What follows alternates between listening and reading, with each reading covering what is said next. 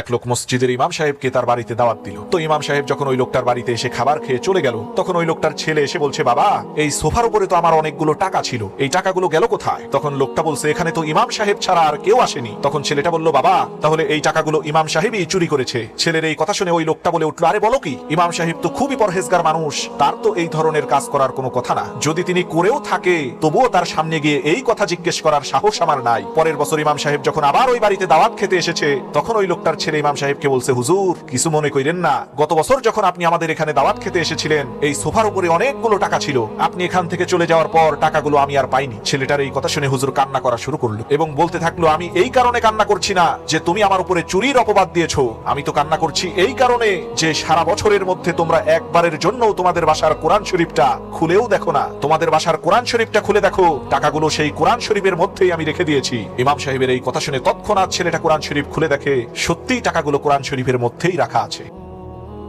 আপনি শেষ কবে কোরআন পাঠ করেছেন? কমেন্টে জানিয়ে দিন।